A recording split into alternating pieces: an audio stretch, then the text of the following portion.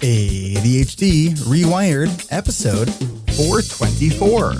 This is the podcast for those of us with really good intentions and a slightly wandering attention. I'm Eric Tivers. I'm a licensed clinical social worker by training and a coach by design. I'm your host, and I have ADHD. ADHD reWired is more than just a podcast. We are a community. We are wired for connection, and you are not alone. Go to ADHDrewired.com to learn how you can join us in our free and secret Facebook group. Get additional resources for every episode, including links to any resources we mention on today's show. You can support us on Patreon, sign up for our email newsletter. You can request podcast postcards to distribute to your clients and support groups. Learn all about our award-winning coaching and accountability groups. You can co-work with us in our Adult Study Hall virtual membership community. You can do all of these things by going to our website at ADHDrewired.com. We know that starting is the hardest part, so let's get started. Welcome back to another episode of ADHD reWired. We have our monthly live Q&A today. We are recording this on March 8th. So I want to welcome all the people who are here. We have Moira Mabin of the ADHD Friendly Lifestyle Podcast. Hello. And I love the shirt. Currently adulting, it says. That is great. I want one. And we have Will Curb of Hacking Your ADHD. What's going on, Will? Not much. Good to be here. Glad to have you here. And we have Brendan Mahan of ADHD Essentials. Hi, everybody. Hey, team. Thank you. And we have MJ of ADHD Diversified. Howdy doody. All right. And that's who we have on the panel today. And in a little while, I think right after the break, we are going to have a special guest joining us. So if you're listening here on the podcast, you'll just have to stay tuned for that special guest. We have a question from Sarah. So Sarah, what is your question? Thanks, Eric. My question is, how do I keep my time blindness from derailing my teaching a 90-minute class that has a very tightly structured curriculum, a lot to cover? Do you have on your on that 90 minutes each component and a designated amount of time for each section? I do. So I've gone through and, it's timed minute by minute. And even though I developed some of this curriculum myself, there are other people involved. So it's more collaborative than that. On Zoom, it was easier because I was able to have clocks and other cues. But now that we're back in the classroom, I just find I get really into some sections and just spend a lot more time there than I had planned. Do you have a time timer? Not in the classroom. Okay. Can you get one? Probably, yes. I know whenever I go give a presentation anywhere, I bring my 12-inch time timer with me and I put it in the back of the room so I can always see where I'm at. And so one of the things you might want to do is if you have a way to mark the time timer to say, I need to be at this point, when the timer hits at this section. I know there are also different apps that you can customize, like how long a certain timer is going. It's almost like a playlist timer. And if you give me a second, I can find the name of that. And while I'm looking for that, I'm wondering if Moira or Brendan, who both have experience in the classroom, have any thoughts on this? I mean, those two things, I sometimes use my Apple Watch because the haptics buzz me. And then actually one of the things that I did is I think we're pretty much all here. I know we've talked about Tamara Rosier's Your Brain's Not Broken. She does a really good piece about convergent and divergent thinking. And it made me realize when I go off track with instruction like that, it's because I'm being more divergent or I want to interact with the participants and having a trouble either like getting it back on track or someone who's talking, going on like I would tend to do. So I'm wondering if there's other things like that you can maybe be curious about what's actually happening. Because literally, like I said to a group yesterday, I need to be convergent right now. I'm starting to diverge. And then I also sometimes use sticky notes, right? And just like something that will get in my line of sight that will remind myself of the need to keep moving. A couple other thoughts. One, I had a watch called the Timex Expedition. Don't know how I remembered that, but I did. That had the easiest to set alarm ever. It was an analog clock watch. and you'd spun a dial on the face of it that could set an alarm either to the hour or to the minute. And the one to the minute was super easy to set and was useful because I always had something I needed to know about to stop. And I would set it a little before I had to worry about it. That watch might still be available, but if it is, huge credit to that watch. Sarah, do you have a Apple Watch by chance?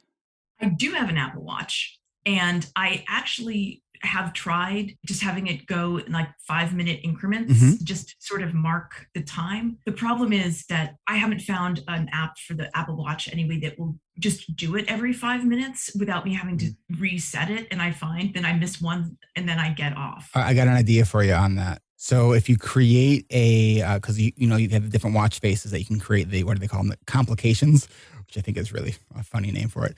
But so I have, and I'm gonna try to show it, even though this will not be good for the podcast, but for everyone who is here. So I have one of my watch faces. It has 4 different complications on it, and so I have it set for a 5-minute, 10-minute, 15-minute, and 30-minute. So I can literally take 5 seconds and set all 4 timers right at the beginning. And also the app that I was looking for is called Task Player. It's very similar to an old app that used to be very popular called 3030. Does the same kind of functionality where you can customize a playlist timer, if that kind of makes sense. Last 2 things is, depending on the grade you teach, you might be able to enlist students to help, right? Like depending on your relationship with your students and all that kind of stuff, that's complicated. The other thing though, is you mentioned that you helped create this curriculum. So it might be useful to revisit the curriculum and to talk to the other teachers that are executing the curriculum and see if there's areas in the curriculum that are just taking longer or taking less time for across the board, because you might need to make some adjustments. That's certainly conversations that we have. Different people have different styles. This is actually for higher ed, which is, I think, part of when we talk about this idea of divergent versus convergent, because there are strategies I would be more likely to use if I was teaching younger students. But with older students, it does come into I feel like I should already have this figured out, right? And be able to be perfect with it. And so that's certainly part of the psychological challenge. Here's the thing, there's neurodiverse learners in your learning group. Yeah. And by you having the strength to speak about your experience and what works for you is going to make it easier for other people to have different learning modalities. Yeah, I like that thought. Yeah, these are really great ideas. Thank you so much. All right, let's go to another question. And Sarah, check out the chat. I think some people were putting some other resources in the chat as well. On a waiting list for ADHD assessment and age 54. I finally got my appointment for March 17th. Congratulations. My emotions are all over the place. How do you cope with those feelings in the run-up to your assessment? Relatable. Say more, MJ. Well, my thing going into it after I was kindly encouraged to go for an assessment was, they're just going to tell me I'm stupid. They're just going to tell me that there's just something wrong with me. And that's, part cultural, part societal, that I'm supposed to function a certain way and I don't adhere to the model minority stereotype. And it was really like I had to do a lot of reality checking with my partner, who is also ADHD, of like, these are just things that ADHD folks do. And to me, I thought I really had to fight with it. Like, I'm not defective. ADHD is not a personality disorder. It's just an executive function thing. If you can find somebody to talk to about it that gets it or that has ADHD, or just find the stories that you can relate to, it does make it a bit easier. Yeah, just knowing that you're not alone. Yeah. Thanks, MJ. Anyone else want to add to that? I was just reminded on a group that I'm on, a woman had to see 3 different practitioners. One told her she was too smart to have ADHD. One told her she was too old to have ADHD. And so and I've had this with both of which psychiatrists. are not true, by the way. Which are not true, yeah. Having psychiatrists discount my experience, that what I'm experiencing, that like basically writing it off. And I guess just for that, it's having the strength and the awareness to trust in yourself and know that that's about them. It's not about you. And I hope you already know that this person is familiar with diagnosing women and women your age. Those would be 2 questions I would ask. Yeah, and sadly, it's not just about that doctor as a person. It's often about the doctor and how they were trained, because there are still medical schools. 5 minutes, I think I've heard Oh to my, get like on if that, ADHD. I still hear from people who are in PhD programs who are saying that their professors will kind of dog ADHD, saying it's like the diagnosis du jour, and it's like not so it still happens, and it's infuriating because ADHD, it is so manageable. It is really treatable. We don't have to like be on in the hard lane on the struggle bus to the max all the time, right? So it doesn't make sense to me. But it is what it is. So don't think that one doctor's assessment is the final say. So if you don't, if what the doctor says doesn't make sense to you or doesn't feel right to you, seek a second opinion. Okay. All right. Do we have Jesse who is got a question for us. Jesse, go ahead. My question is, what are some of the signs that a job is really just not the right fit for you and it might be time to move on? I'm recently diagnosed. I work in a creative field. I freelanced. I bounced around a lot of jobs for a few years. Finally landed a full-time job with good salary, good benefits. It's a real rarity in my industry to get that. But I'm struggling. I am bored. I'm frustrated with the 9 to 5, a lot of the admin pieces, just having to work on stuff I'm not interested in and not having the choice that I had when I was freelancing. And now that I'm diagnosed, I'm trying some new approaches. I'm trying medication, which has been a big help. But I'm wondering, how do you tell the difference between that like grass is greener, ADHD restlessness versus I just, really this is not a good fit and it's time to find something new? This is a great question. My first thought when you were asking this question was, well, if you're asking this question on a live Q&A, then maybe it's not the right fit. But as you're sort of talking about it, like, there's no matter what the job is, there is absolutely going to be some aspects of our work that really feel like work, right? Or it's hard, it's boring. Now, the thing that I think is great that we strive for is trying to increase the amount of stuff we do that we love and decrease the amount of stuff that is just sort of outside our zone of genius. So I think that the more we can sort of be mindful and intentional about the types of work that we do, but depending on sort of where you are in your career, it takes time to be able to have that ratio of doing most of the stuff that you love doing fill your day, right? It's hard to sort of jump into a career right at that point. You're new to medication, right? Yes. Okay. So, I think even looking at that, since you're new to medication, new to the diagnosis, that kind of reset all your past experiences in a sense and look at all the things that you're finding boring through a new lens if you can. Through like, all right, what do I need to do? Or how can I make this easier? Or, a question that I ask myself all the time is, am I overcomplicating this? Right? Often the answer is yes. Definitely. So I think that when we can sort of really keep asking ourselves questions around how we are processing our work, that could be really helpful. Now, so you said you are working for someone else, is that right? Yeah, I'm working for a company. Okay. And you've done freelance stuff before, right? Yes. Essentially, I kind of worked my way up from the freelance fields in a way into, management full-time position. And that's kind of when I realized something was wrong, was when I kind of got away from the boots on the ground field work that I enjoyed. And I'm now in a position where I'm kind of supervising other people doing that work. And I want to, essentially demote myself back into the field where I would lose a lot of that stability, and financial benefits. But they're having all the fun. And I'm getting frustrated watching other people do the fun work. Sure. And, this is so common to have people who are good at their craft get promoted to management, and which is a completely different skill set, right? So just because you're good at the craft doesn't mean you're going to be good at managing people. Like it's just a completely different skill set. I'm curious to what everyone else's thoughts are on this. Did I take all of them already? To some degree, it's a trade-off, right? Like you're trading stability for passion almost, it sounds like.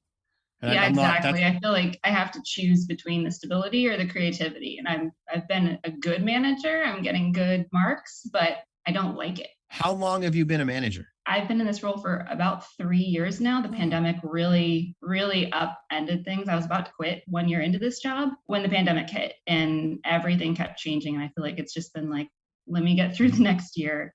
Now I have a diagnosis, medication. Let me get through the next year. And I'm just wondering, when do I call it, or can I make changes? Are you able to talk to the higher ups about maybe your job title can change, maybe the things you're doing? Like, I'm kind of wondering, is there a way to split the hair in terms of like, keep the stability, but get a little more of the passion? I'm trying. I'm trying to figure out how to do that. Yeah. Can you fill your passion bucket outside of work, or your artistic bucket, whatever? Yeah, I'm trying to work on that too. I think a lot of it is by the end of the day, 9 to 5 every day, I'm burned out. I'm tired. I don't want to be in front of a computer anymore. So I feel like, my whole day is going toward this thing I don't want to do. And it's sucking all the energy out of, what I want to do. So speak to what you do want to do. Well, I work in video production. So basically it's working on videos that I'm passionate about, that I'm interested in styles that I like, instead of just what I'm assigned to. And do you have sort of have you thought of an ideal work environment for you? Like what that would look like? I kind of feel like I had that for a while when I was freelancing. There are just certain projects, potentially working on sustainable or unstable nights, weekends. It's just, it's stability versus creativity. I'm just curious what your advice is on how do you make that choice? Well, and I heard you say something that I want to challenge. So you said that you will be making less. How could you do what you love making more? It's a great question. Right? Because I think there's an assumption there that you would make less based on your history of that. But that doesn't mean you can look at how, like what you're doing in a different way. Yeah. I think it feels like I'd be starting over again a little bit and having to overwork myself. And I'm hoping that now I have some skills and some new insights that'll keep me from going down that path again. Have you done much like learning about entrepreneurship? Yes. Yeah. Yeah, because I think if you're an artist, if you're a creator, like you're in the business of whatever that craft is, right? And so being really trying to kind of sharpen the saw around like what does it mean to be an entrepreneur? How do I create systems to help me do more of the stuff that I like to do? How do I have a steady flow of clients coming in? So there's not so much of the dips aren't as significant. So looking at through marketing, and I think that if you're doing video, then you probably are have some good tools for marketing. I'm imagining. I do marketing videos. Right. So you got to market yourself too, right? Apply what people are hiring you for yourself, right? Because I think that sometimes I hear people say that they tried the whole kind of self-employment thing and it didn't work for them. It's like, well, it's a big broad stroke to sort of say that. And I think that, well, it's not for everyone. I think that with ADHD, it can be a really, really good option. Moira, and then we're going to take a quick break. I was just going to say, because Jesse mentioned you were mentioning a couple times, like, how do you make a decision? I put in the chat, it's called the 4-quadrant priority decision making or something like that, which is, so you look at the drawbacks and benefits of doing or not doing a given thing. And the thing that I really like about this particular one is it actually gives a process once you've done that on how to evaluate what you've written down, if that's helpful at all. Okay, thank you. All right, we are going to take a quick break. So we will be right back. Support for this podcast comes from ADHD reWired's coaching community, which includes our award-winning coaching and accountability groups, which you can learn more about at coachingrewired.com. Before this group, I thought I had to do everything. I think it mattered that I had a whole group of people who struggled with the same sorts of things. Before this group, it seemed like I just couldn't get anything done, and I would do everything I could to avoid even the simplest tasks. And I learned that it's really good to offload stuff. It's really good to say no to stuff. To find so many like-minded people who understand the struggle and are on their own journeys to work through it has been so different from anything I've had before. But now instead of pushing myself, instead of punishing myself and feeling guilty for how my brain works, I can believe and achieve and take pride in my successes and get excited for my future. If you are thinking about joining this group, I'd highly encourage it. There was something amazingly special about growing with a group of people who all had similar struggles as I did. Have you ever worked beside other people with ADHD who just get it? What would it be worth to you if you can gain more clarity on what you want out of your life, to better understand your ADHD and to make forward momentum on the things that matter most to you? In ADHD reWired's coaching and accountability groups, you'll learn ways to become more aware of your time, plan your days, weeks, and months, and learn how to use your calendar to reflect your priorities and your goals so you can live a more meaningful and intentional life. The 28th season of ADHD reWired's coaching and accountability groups begin on April 13th. While spring has just started, our summer registration events will be here before you know it. If you want to join the coaching group built for adults with ADHD by adults with ADHD, then head on over to coachingrewired.com to get your name added to our summer interest list. Even if you signed up on our interest list for a previous season, come on back to coachingrewired.com so you can stay in the loop for our summer registration events. That's coachingrewired.com. Support for this podcast comes from Adult Study Hall by ADHD Rewired at adultstudyhall.com. Adult Study Hall is the judgment-free and shame-free co-working community for adults with ADHD, just like you and me. There are plenty of ways you can optimize your productivity to get more done using real-time accountability. It's only $19.99 a month, and it's free for the first week to try. Then you can cancel your membership at any time. We have our themed and guided sessions, also known as ASH Plus or Adult Study Hall Plus, for writing, decluttering, working out, finances, and weekly check-ins. Then we have our session for making progress on art and other personal projects, and a career-focused session led by our very own coach, Kat Hoyer. Then every month, I host our monthly Pomodoro dance party. Our next ASH Plus Pomodoro dance party is on Thursday, April 21st at 12 p.m. Central. That's April 21st at 10 a.m. Pacific, 1 p.m. Eastern. If you make it on time, we'll kick it off with a 5-minute dance party warm-up. Then we'll work for 2 50-minute work blocks with 10-minute dance breaks in between. Dancing is required if your environment and body allow, but dance skills are not necessary. If you want to join the virtual co-working community for adults with ADHD, we invite you to join us by going to adultstudyhall.com to get signed up. It's free for the first week, and then only $19.99 a month after that. Learn more about our ASH Plus sessions, our 24/7 drop-in room, and more by going to adultstudyhall.com. That's adultstudyhall.com.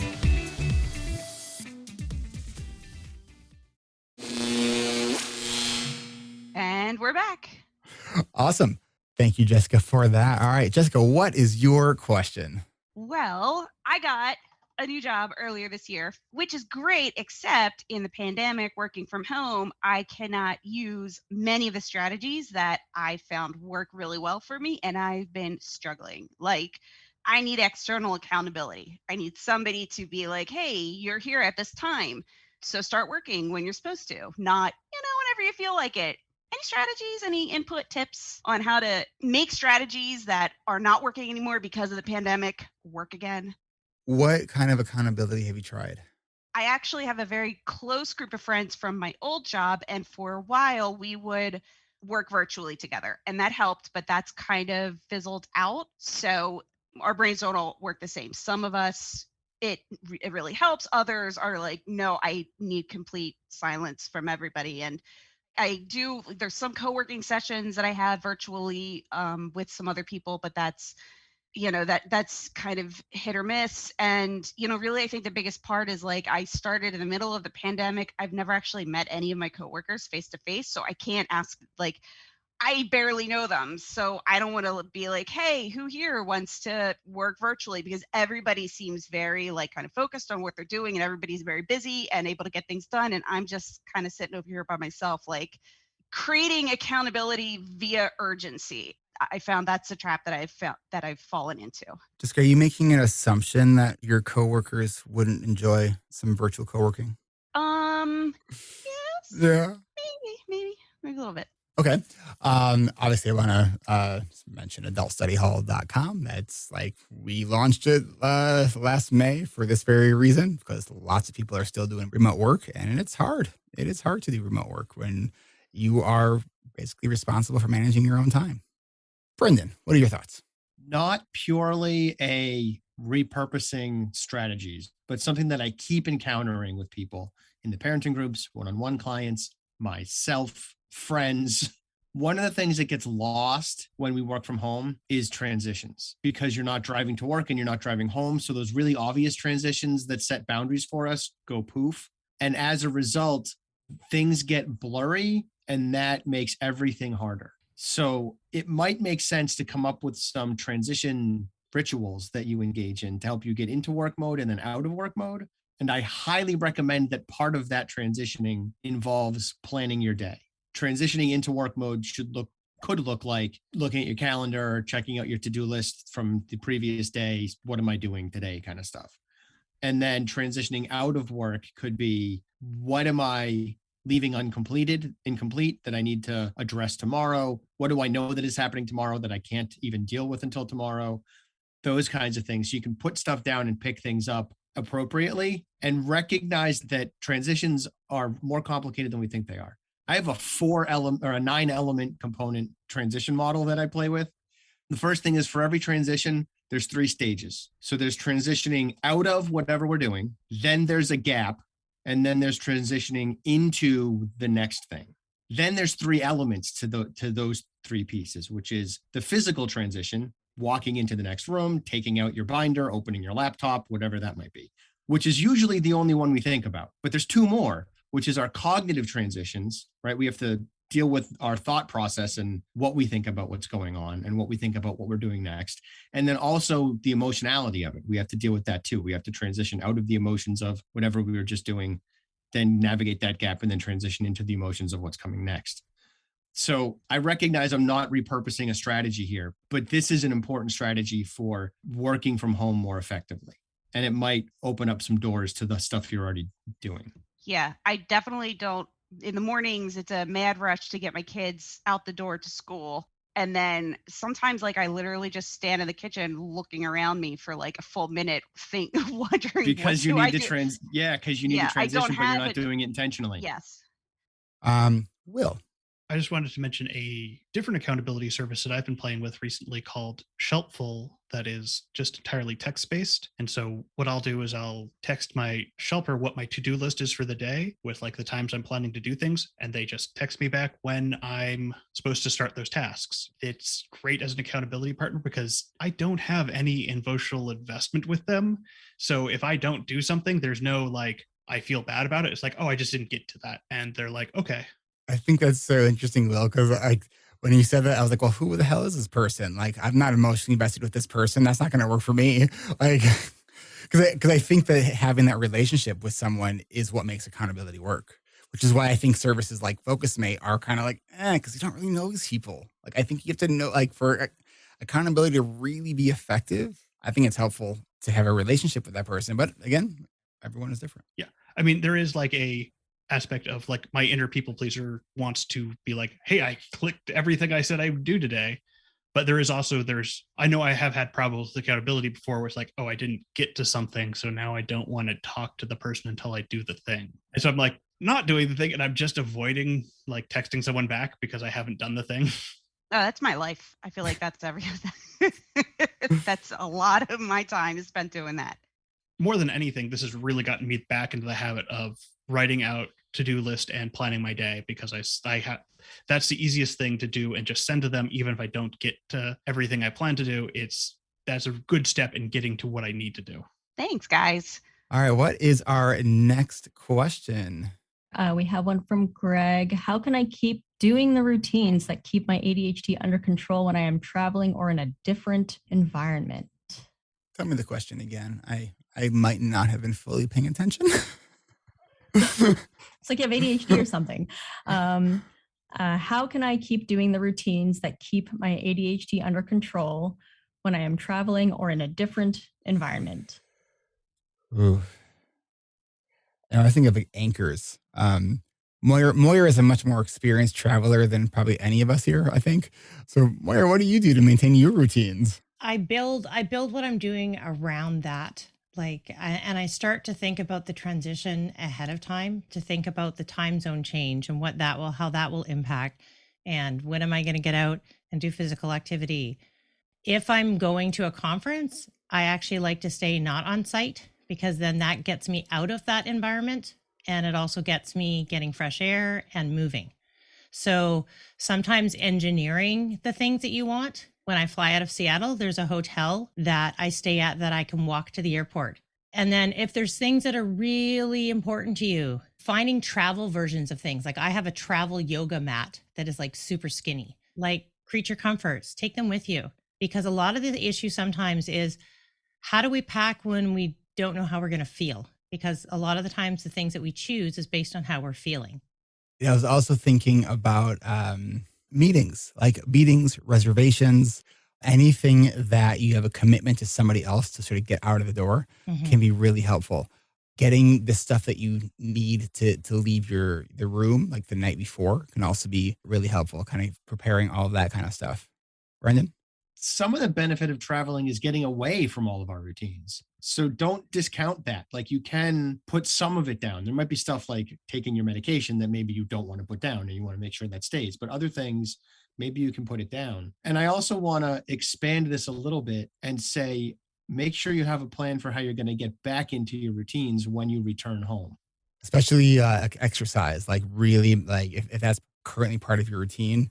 I know for me, that's something that I've had to learn, is that like I have to like be really like extra intentional about exercise returning to home from a trip. That has been historically when I have sort of slipped away from an exercise routine. So I really make sure that I pick that back up when I get back. And also this stuff applies to any disruption in routine. It doesn't have to be traveling, right? Like I got nuked because my kids had a school vacation week a couple weeks ago, and that threw me off. And also, exercise is a good example here, right? One thing to think about is, what is the thing that gets you to exercise, right? Like I've been relearning, oh no, I need music. Like I exercise better when there's music. So I have to make sure I'm playing some music to get that rolling. And it also makes it easier to start the exercising and remember to do it. All right. I think we're going to take one more quick break. We will be right back. If you like ADHD Rewired, then be sure to check out all of the other shows we have on the ADHD Rewired podcast network by going to ADHDrewired.com/podcast network. And for those of you who follow ADHD Diversified with MJ Siemens, she just put out a new episode last week where she gets real, talking about overcoming her limiting self-talk. Do yourself a favor and check this episode out. Then, every second Tuesday of the month, you can join all of us for our monthly live Q&A. And if you are listening to this episode on the day it came out, that means our next live Q&A is today. That's today, April 12th at 10:30 a.m. Pacific, 1:30 p.m. Eastern. Join us today on Zoom by heading over to ADHDrewired.com/events to register. If you enjoy this podcast and find value in the show, please consider leaving a rating and review on Apple Podcasts or any other podcast player that accepts reviews, and subscribe so you don't miss any episodes that come out every week. And if you listen on Apple Podcasts, when you share an episode with a friend who also uses Apple Podcasts, that episode will actually show up in their podcast app as an episode recommended by you. And I think that's pretty cool. Discover more from ADHD Rewired by going to ADHDrewired.com. Click on the podcast tab at the top to see our other podcasts. Click on the events tab to register for our live Q&A. All of it happens at ADHDrewired.com. And hey, thanks for listening. Support for this podcast comes from you. If you want to support this show because you love the podcast and the work that we are doing, then I would invite you to join our Patreon community. Go to ADHDrewired.com/Patreon. And I want to thank our newest patrons, Marianne C. and Laura R., for joining us on Patreon. Welcome to the community, and we want to thank you again for your support. You can become a patron starting at any amount with perks starting at just $5 a month, where you can get ad-free episodes of the show that come out a day or two early. Then at $25 a month, you can get a taste of group coaching by joining me for our monthly coaching call. Our next monthly coaching call is on Tuesday, April 26th at 3 p.m. Central. That's Tuesday, April 26th at 1 p.m. Pacific, 4 p.m. Eastern. Whether it's because of the ad-free episodes, our monthly coaching calls, or you simply want to support this podcast because you believe in the work that we are doing, your support is very much appreciated. Thank you to our patrons, old and new, for your support. And if you are considering supporting the show, I invite you to head on over to ADHDrewired.com/Patreon. It only takes a minute to get yourself signed up there. Support can start at any amount. Perks start at just $5 a month. And really, from the bottom of my heart, thank you so much for supporting us. That's ADHDrewired.com/Patreon. And thanks.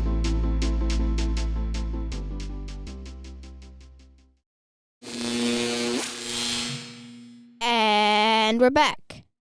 He's like a pro, isn't he? Gibson! Thanks. All right. So I know we have at least one question here. And the question was from Jessica. And Jessica asked, my kids want me to play Roblox with them. Do you have a favorite game that we can play together? Depends what kind of games they like. Ooh. Okay, say more. If they like role-playing games where you can pretty much just explore and be other things, then I recommend BFB 3D Roleplay. If you're a tycoon guy, I recommend Color Tycoon. If you're an adventure kind of guy like trying to find things, I recommend Find the Eggs. And if you're looking for something a bit Minecrafty, try Islands. And what if the parent also has ADHD? Do you think that matters? Don't know. Okay. Well, I hope those suggestions are helpful. Before you choose which game you should play in Roblox, learn how to play Roblox. Solid advice. All right, we have another question here. Yay. Where is this other question? I pulled a couple from the chat too. Yeah. Somebody was also asking if, Gibson, do you play pickleball with your dad? Oh, sometimes. I think because I just like pinch myself on the headphone thing. You okay? Yeah. Okay. So yeah, sometimes I like to play pickleball if the weather's nice. All right. All right. So other questions we have here. What is your favorite thing about having a dad with ADHD, and any words of advice for other parents on how to be the best parent with ADHD? A similar question that was, any advice for my son about living with an ADHD parent? So answer that last one. Any advice for a kid living with an ADHD parent? Well, I would advise the parent to okay, let's see. Sorry. Well, I would advise, what was the question again? He's one of us. Yep. Sorry. Any advice about living with an ADHD parent? Advice for the parent or the kid? Advice for the son living with an ADHD parent. Oh, well. Listen, if you were talking to a friend and this friend said that my parent has ADHD, and like there's maybe certain things that maybe they say, my dad, he gets distracted by stuff, or what would you suggest? For the kid? Yeah.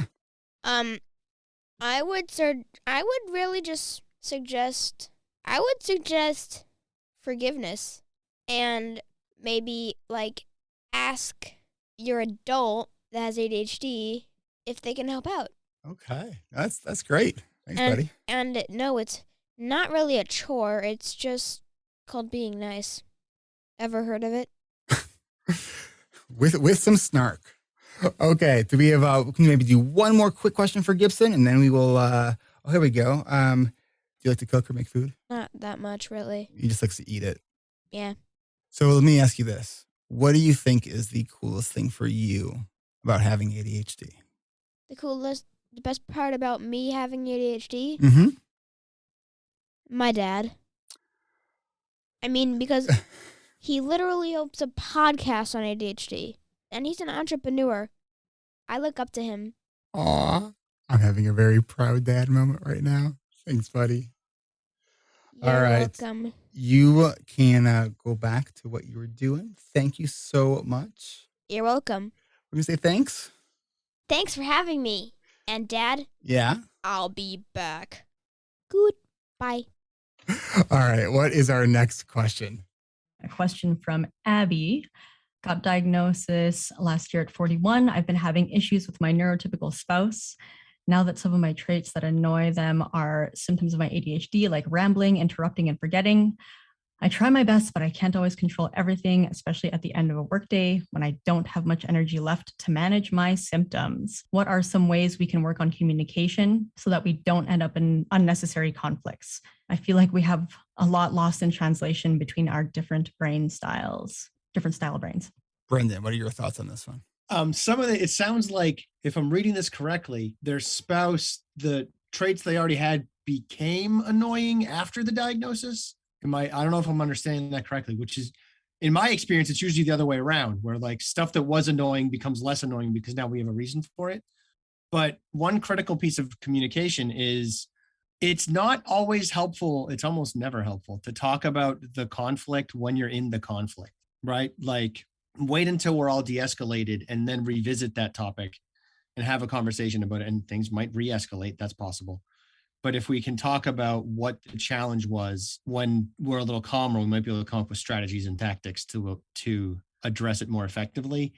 Another thing that's important to point out is there's an asymmetricalness to communication, right? If I go to talk to my wife, who am I kidding? If my wife comes to talk to me about something that she's concerned about that I'm doing wrong, right? Because I'm the ADHD person.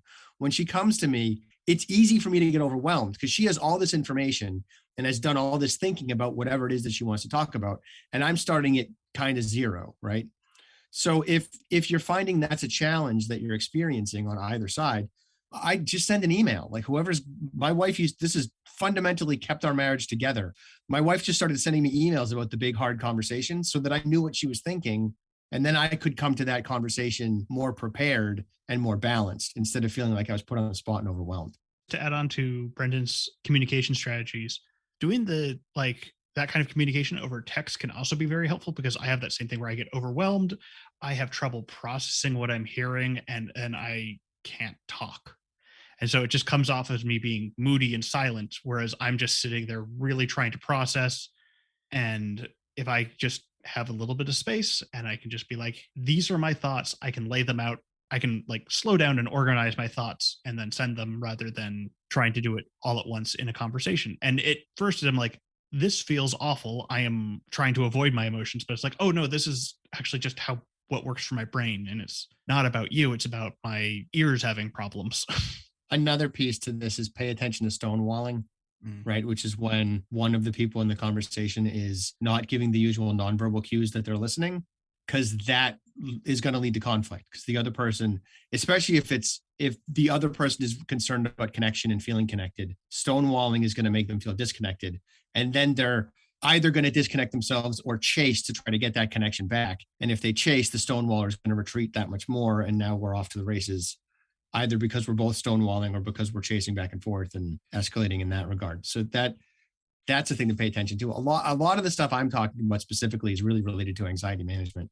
And then communication is how it's not being managed as well as it might be. Sort of related to what Brendan was saying about not dealing with it in the moment. But added on to that is maybe suggesting, and also with the time to think about things, because I always find it fascinating when I hear about Brendan saying I'm the one with ADHD, because still being a woman and having ADHD, some of those dynamics are still the same, even though my partner doesn't have ADHD. So I will have thought about things and he hasn't. So asking for people to, or whoever you're having the issue with, to take some time to think about that interaction and say, I want to come back to it. And where he's really good is the remembering to come back to it and then finding a time. And it really helps, I think, often to be far enough away from that event, because these things happen on repeat. But if you can get far enough away from events so you don't have that emotional reactivity to it that some of us can be prone to have, it can make it easier to have sort of that analytical discussion of, well, this is what I was intending. How did it come across to you? And if they're willing to engage in that kind of problem solving of assuming people have good intents, and then where our miscommunication or our misactions were misinterpreted. I would also, I think I've recommended this book before on the podcast, but Crucial Conversations, really, really helpful book. One of the main things I talk about in this book is sort of getting out of the content of a conversation when the conversation starts to kind of go awry, right? And focus on how the conversation is actually occurring. All right, do we have one last question? I know we have a lot of questions that we didn't answer, but we have time for one more. Would love to hear any tips for improving memory, particularly recall when put on the spot. This person is in grad school and is really struggling with this, particularly in stressful moments. Mind goes blank. Well, my first thought on this, you said you were a grad student. How's your sleep? Because if your sleep is not good, if your sleep looks anything like mine did during grad school, if I can go back in time, I would rather have gotten worse grades. Because I got a 4.0 in grad school at the cost of sleeping an average of 2 hours a night. Not worth it. It's so unhealthy. So if you're not sleeping well, your memory, that specifically that working memory, and even your ability to recall stuff, it gets locked in the brain. Brendan? Also, you're allowed to name it and claim it depending on the situation. This does not work on a test. But if your teacher is like, what's this thing? And your mind goes blank, you're allowed to say, give me a second. My mind just went blank. And then try to figure it out. Because sometimes doing that, it can de-escalate you and in the short term, but in the long term, it can get you more comfortable with those kinds of moments and with your mind going blank. And that will de-escalate you in the long term, which means your mind is going to go blank less often because your anxiety is not going to spike. Because a decent amount of this is just the anxiety being put in the spot. So any strategy that's going to help you manage your anxiety in the big picture will also help here because you'll be further away from the amygdala when your anxiety increases. And a good book for just helping you remember things, Make It Stick, The Science of Learning, for anyone who's in higher ed. I would highly, highly recommend, by Peter Brown. All right. I think that is all the time that we have for today. Will, do you have a moment of dad for us? Well, I was just thinking about the constant struggle in my life between wanting buns of steel versus wanting buns of cinnamon. What the heck? It took this weird turn there at the very last second. That was okay. Do you not like buns of cinnamon? I'm going to have to chew on that one a little bit. I usually choose the buns of cinnamon. I'm just speechless. Thank you for that. Thank you, everyone. We do this every single month on the second Tuesday of the month at the same time. So thank you, everyone, for your questions. If you were not able to, if we didn't get your questions answered, please come back next month. We do our best to try to answer as many questions as we can. So thank you, everyone. Have a wonderful month, and we'll see all of you back here next month. This is Eric Tivers. Thank you for listening, and congratulations for making it to the end. ADHD reWired is more than just a podcast. We are a community focused on learning, growing, and connection. The website is ADHDrewired.com. You can find time-stamped summaries and additional resources for each episode. Apply to join our free and secret Facebook community. Learn more about our award-winning intensive online video-based coaching and accountability groups. Join the Adult Study Hall virtual co-working membership community. Find all the other podcasts on the ADHD Rewired Podcast Network. Sign up for my email newsletter to get exclusive content that you won't hear anywhere else. And use the search tool to find episodes on specific topics. You can do all of this at ADHDrewired.com. While you're there, click on the Patreon button. If you are a regular listener, consider making a monthly contribution by becoming a patron. If you are able to financially support my work, it would mean a lot. This show is free to you, the listener, but it's not free to produce. Plus, patrons get cool perks like ad-free episodes and access to recordings of coaching calls, and $25 a month patrons can join me once a month for a group coaching call. You can follow me on Twitter at Eric Tivers. You can like our Facebook page at facebook.com/ADHD Rewired. If you're a coach, therapist, or related professional, connect with me on LinkedIn. at linkedin.com/Eric Tivers. Subscribe to ADHD Rewired on YouTube to see selective interviews and other videos I've made. Podcasts change lives. You can make a difference in someone's life by spreading the word about this podcast. Mention it in your online communities on Facebook, Twitter, Reddit, or wherever you hang out online. And be sure to share it with your friends, family, your therapists, your coaches, doctors, siblings, parents. And if you, your coach, therapist, doctor, or ADHD support group leader would like a pack of podcast postcards to hand out, you can request those at the website, ADHDrewired.com. If you are a member of CHAD, ADA, or any other ADHD support group, please be sure to tell them about this show and all the shows on the ADHD Rewired Podcast Network. You can even show them how to download it on their phone. And if you really loved this particular episode, please hit share on your podcast player. I'm only one person, and I do count on you to help spread this message. One of the biggest things that you can do to support this podcast and help other people discover it is to leave an honest rating and review on Apple Podcasts or any other app that supports reviews. And don't forget to hit subscribe so new episodes are automatically pushed to your favorite podcast app. Looking for more ways to listen and learn? Get a free audiobook and a 30-day free trial at Audible by going to audibletrial.com/ADHD Rewired. Here is my list of must-listen-to audiobooks updated July 2021. Nonviolent Communication by Marshall Rosenberg. Attached by Amir Levin and Rachel Heller. Atomic Habits by James Clear. The 5 Dysfunctions of a Team by Patrick Lencioni. Crucial Conversations by Carrie Patterson. The Coaching Habit by Michael Stainer. The Body Keeps Score by Bessel van der Kolk. Rest by Alex Sujong Kim Pang. The 5-Second Rule by Mel Robbins. Make It Stick. The Science of Successful Learning by Peter Brown. The Productivity Project by Chris Bailey. Meditation for Fidgety Skeptics by Dan Harris. Change Your Questions, Change Your Life by Marilee G. Adams. I always recommend to my coaches and admin that they read that book. The One Thing by Gary Keller, a required reading for all of our coaching group members. Procrastinate on Purpose by Rory Baden. The 4 Tendencies by Gretchen Rubin. The Art of Asking by Amanda Palmer.